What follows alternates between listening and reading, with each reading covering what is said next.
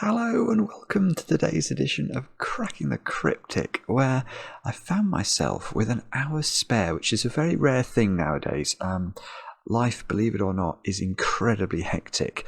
But I thought what I would do is I would do a puzzle, and I'm going to have a look at a puzzle called Caged Arrows 2 by Eric Rathbun. Now, Eric is a constructor I know well. I've done lots of Eric's puzzles on the channel before. Quite often they involve colouring. Now, I'm not sure if this one will or not. This one, well, obviously it's called Caged Arrows 2, and you can see all of the arrows completely fill the cages of which they're a part. So I'm guessing the key point here is going to be that we can't repeat digits along the arrows, you know, in those squares, for example, because of the cage rules that will normally apply. I don't know if that's going to mean we have to colour profusely or not. We shall see, but Eric's puzzles are always wonderful. This has got a whopping high rating on Logic Masters Germany, only 2 stars out of 5 for difficulty. So if you are relatively new to variant Sudoku, this might be one to have a go at. You never know, you might be able to solve it. And that may start a journey down a rabbit hole that you will never escape from, believe me. Variant Sudoku is a very, very cool hobby. It is. No. It is. It just is. Cool. There may be a lot of uncool people doing the hobby, and I'm definitely in that set of people, but it is still a cool hobby. Anyway, I don't have much to tell you about today, just an appeal as ever. If you do enjoy the channel, do consider subscribing. We have a Patreon site, which is the best Sudoku club on earth, a couple of bucks a month for that, and we have loads and loads of Sudoku apps, which feature handcrafted puzzles, which is what this channel is all about. Puzzles made by human beings, and the AI may be getting cleverer and cleverer, but believe me, it cannot set puzzles like you get every single day on Cracking the Cryptic. Anyway, with that, let's have a look at Eric's the rules to Eric's puzzle. They are as follows. We have got normal Sudoku rules apply, and that means we have to put the digits 1 to 9 once each in every row, in every column, and in every 3x3 box. Digits along an arrow must sum to the digit in that arrow's circle. So let's have a look at this arrow here. Let's say it was 1, 2 and 4. 1 plus 2 plus 4 is 7. So we write 7 into this square. If we change this to a 3, we would now write 9 into this square. So it's just basic arithmetic. Now, digits cannot repeat within a cage, so that's normal Sudoku rules. Now, the cages, you'll notice in this puzzle, have no totals.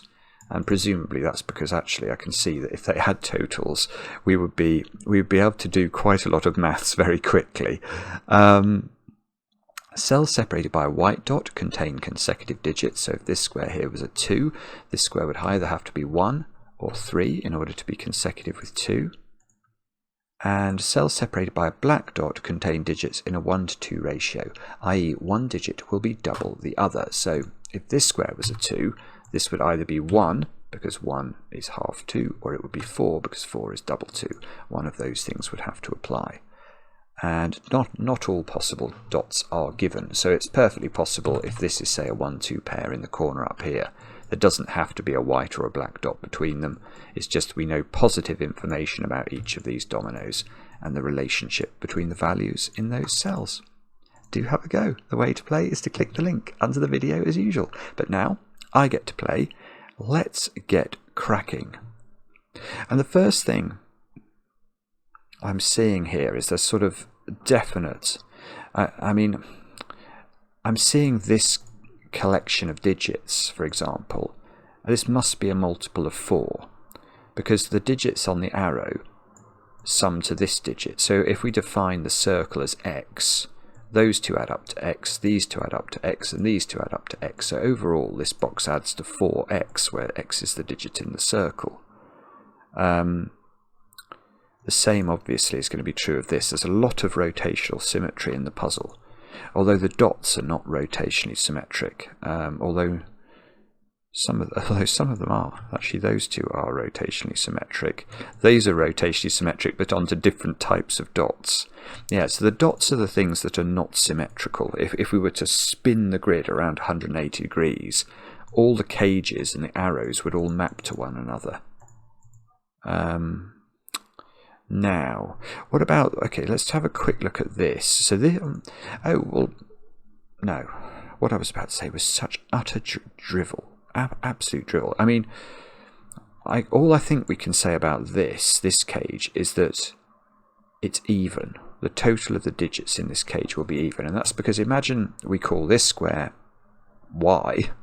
This will add up to y, won't it? So these digits will add up to 2y, and if this is z, that will be z, so these digits add up to 2z. So in other words, this cage sums to 2y plus 2z, and that must be a multiple of 2. Yeah, so I feel like this cage and this cage are far less constrained, although...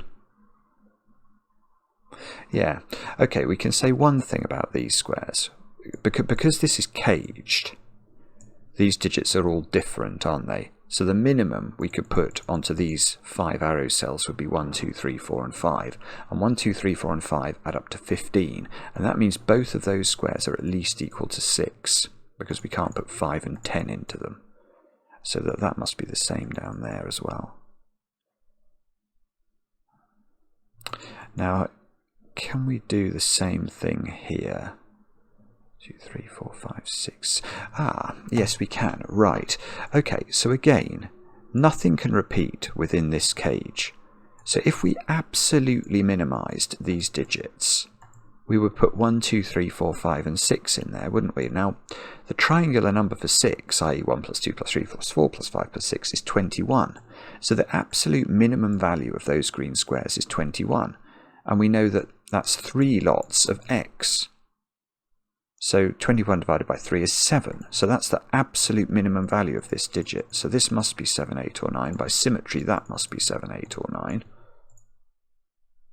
9. There is now a 6, 7, 8, 9 quadruple in box 5, which means 6 is definitely... Okay, well that's interesting. Because 6 is definitely in one of those squares, and we know the minimum sum of either of these sort of circle pairs is 15, there must be a 9 either here or here.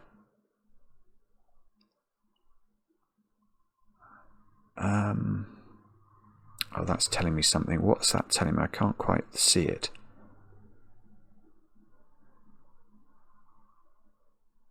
Well, okay, I don't know. I don't know what that's telling me, but I've spotted something different, which I'm going to use instead. Where is 9 in this column? I could have done this right at the start, believe it or not. Bother. I didn't see this at all. But there is something to be said for thinking about black dots in Sudoku, because they can be surprisingly restricted. And one of the sort of key things to hold in your mind about a black dot is it can never have a 5, 7 or a 9 on it. And that's because if you think about the digits that would be half or double 5, 7 or 9, well, if you double 5, 7 or 9, you get too high to go into a Sudoku cell. And if you halve it, you don't get integers. Also, they can't go in Sudoku cells, or at least not in normal Sudoku cells. So there's no 9 on here. You can never put 9 on a 2-cell arrow, because this digit would be at least 10. And you can't put 9 on a 3-cell arrow, because that would be even sillier. So that's got to be a 9, which means these two are not 9s now.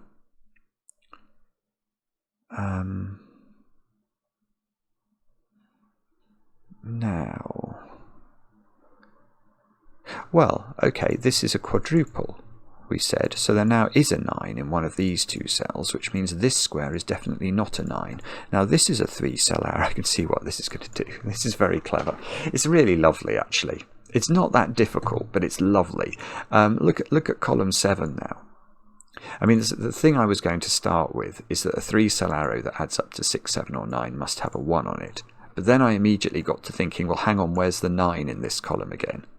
Again, it can't go on arrows, and it's not allowed to be here, so it's on a white dot, where it must be accompanied by 8 in order to be consecutive with it. And that means this is no longer 8, which means there's now definitely a 2 on this arrow, because it's either 1, 2, 3 or 1, 2, 4. So this is, we can pencil mark this up. And what about this now? Because this black dot can't have 1 or 2 on it, but it must have 3 or 4 on it. Because once 1 and 2 are not on black dots, I mean, imagine if you tried to make the black dot work without using any low digits. We've already thought about whether 5 could go on it. So and it can't. So if you try to put 6 on, but no lower digits than 6, you would be in trouble, because anything greater is going to be at least double 6. So there's definitely a low digit on here, which is either 3 or 4. So this is either 3, 6, or it's 4, 8.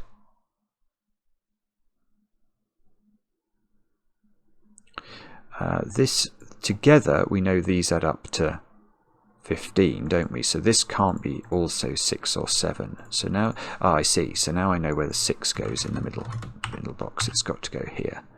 Now these are now 1, 2, 3, 4, 5, adding up to 15. We can't put 3 on the 6 arrow. So 3 is on the 9 arrow, along with 2 digits that add up to 6, which are, well, which is whatever we don't use here. And what do we do next then?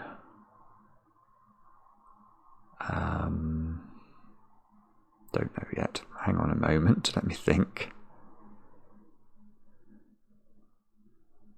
We could, well, okay, I can get rid of 7 from this. That's useful. Yeah, okay. So let's go back and think about column 3 again.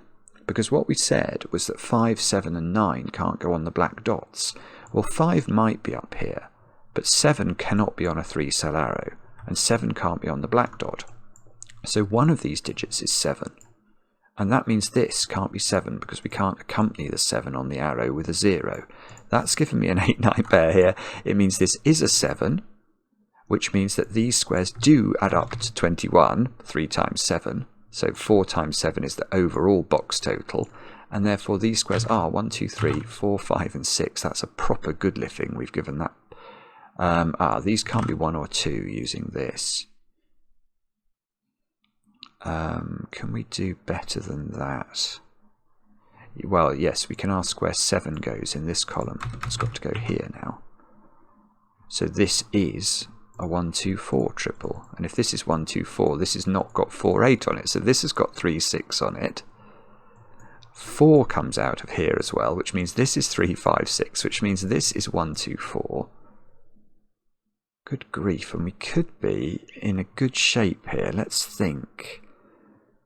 There must be a 3 on this arrow, because if there wasn't, the minimum sum of this would be 5 plus 6, given we can't use 1, 2 or 4. So this is either 3, 5 or 3, 6. Definitely includes a 3. 6 comes out of this square, which means 1 comes out of this square.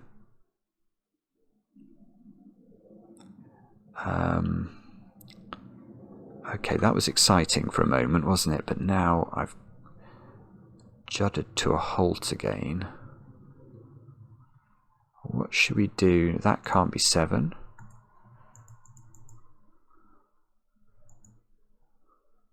This is an 8-9 pair. So, oh, 9. I can place 9 in row 5. So 9 in box 9 is a little bit restricted.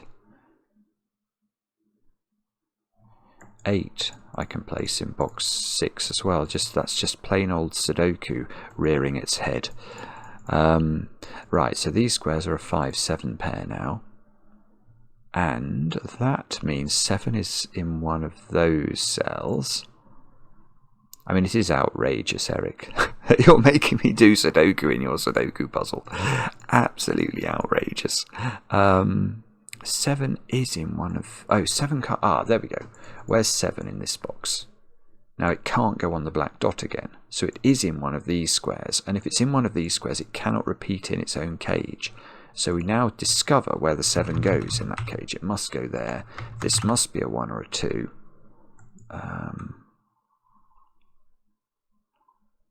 Well, that being a 1 or a 2 means this black dot is not a 1-2 pair now. I don't think that's going to be very crucial, but let me think about this.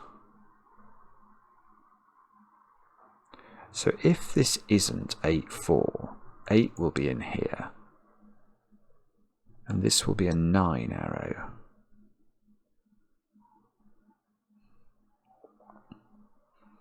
But if this is 8-4, then 6 is on here, And that could still be an 8 arrow. I don't know. Okay, so I'm not exactly sure where I'm meant to look now. Let me just take stock here. What can we do that's simple? Oh, right, I've got something. Okay, look at... maybe I should have done this earlier as well, actually. These squares are all very, very low digits because these are the high digits in box 5. So these squares, if we good lift them up, these are 1, 2, 3, 4, and 5.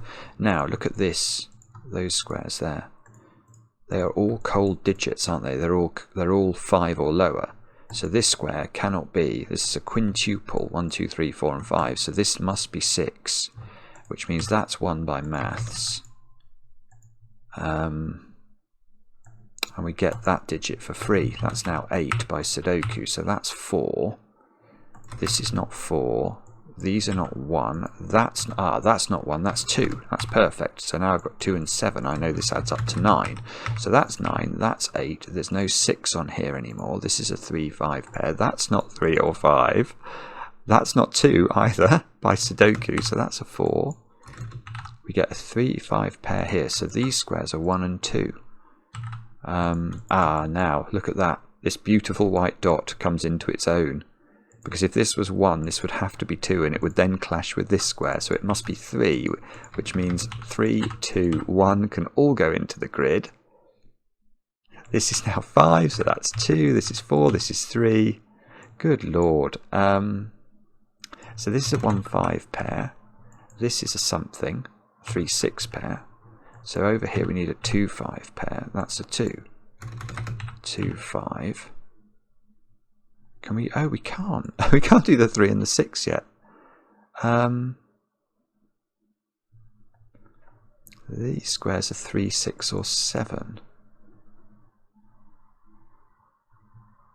Okay, let's have a think about... or maybe this was a bad thought. Well, this is either 1, 8 or 4, 5. I mean, I will pencil mark that because it can't be 3, 6 or 2, 7 without repeating a digit in the box. This 3 means that this is 3, so that's 5.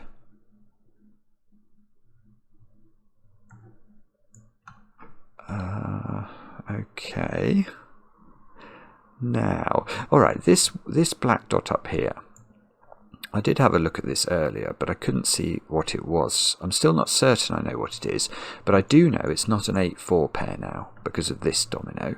And I know it's not a 1-2 pair for a different reason, which is if this was a 1-2 pair, this arrow would break because the minimum it could have on it would be 3, 4, and 5, which sum to 12, not 9. So this is either 2, 4. Now if it was 2, 4, it has to be in one order, look. Or it's 3, 6. And if it's 3, 6, I think the order is flexible. But we know it's not 3, 6 for a different reason, don't we? Which is that there is a 3 in this quintuple. Because that is a quintuple adding up to 15, and 3 of it is on the left-hand side of it. So this is 2, 4. We don't get a 3 in the corner, but we do get a 2 in the corner. So this is not 4, so this is not 5. Now there is a 2 on this black dot at the bottom of the grid. No, I know what we should... Well, this is 1, 3, 5 now. So this is 2, 4. This is 6. This is 3. This is 4 or 8. So I don't think that can be 8 anymore. This is a 1, 5 pair in column 2. And this has got 2 on it, so this is and it can't have 1 on it, so in fact that's a 2, 4 pair, so that's 8, that's 1. Therefore this is 8, this is 9. 8 is on this black dot, so this is either 7, 8, or it's 8, 9. It can never have 9 here. Now, how do we figure this out? We could... 8 is in one of those cells. We may even already be at a point where we simply have to avail ourselves of Sudoku. This is a 1 naked single. This is a quintuple. So we've only got high digits left. So that's a 6 or a 9. This is a 6 or a 7. These squares are 6, 7, 8 or 9. That's a 6 actually. Look, there's a 5, 7 looking at it. So that's a 9. So this is a 7 and this is an 8. That's gorgeous. We need 6 and 9 into these squares. I might not be able to do that, but that 6, 9 looks over here and gives me the 8 and the 9 order. There's an 8 in one of these two cells. This loses its 6. So now I've got 1 and 7 to put in the corner. No, I don't like the look of that because I've already got 7 in the column. Hopefully not 1 and 7. 1 and 4, which I can do. 4 and 1 go in. 6 and 3 at the bottom of the grid. Oh, that's 3 in the corner. That's 3 in the spotlight, losing its religion. Very cool. No jokes. No jokes about the coolness of me. I'm already well aware of the level of coolness I engender. It's not high. This is 1, this is 5. This is 6, 7 and 9 down here. Don't know if we can do that. Probably can, but I can't see how immediately. Where should we look now? Maybe this column actually. 1, 2 and 6. So this is a 1 or a 2. There's a 1, 2, 4 triple in the bottom row. What did I say? Was it 1, 2 and 6? Okay, so that's... Oh, where's the 2 in the column? The 2 must be here.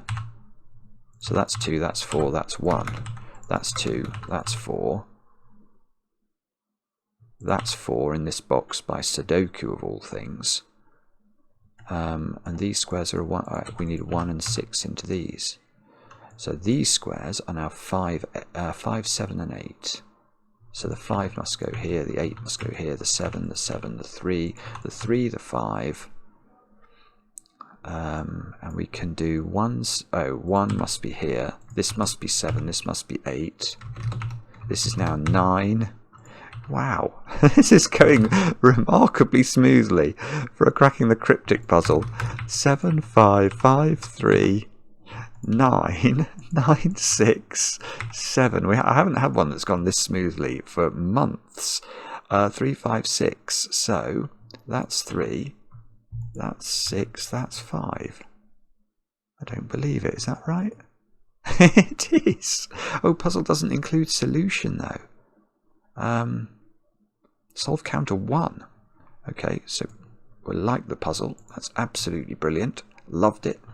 But I mean, it is beautiful, and actually, yeah, it's a very, very nice setup, and it is all about how these little cages interact. A little bit of maths on them, a little bit of min-maxing, a little bit of thinking about what can and can't be on black dots.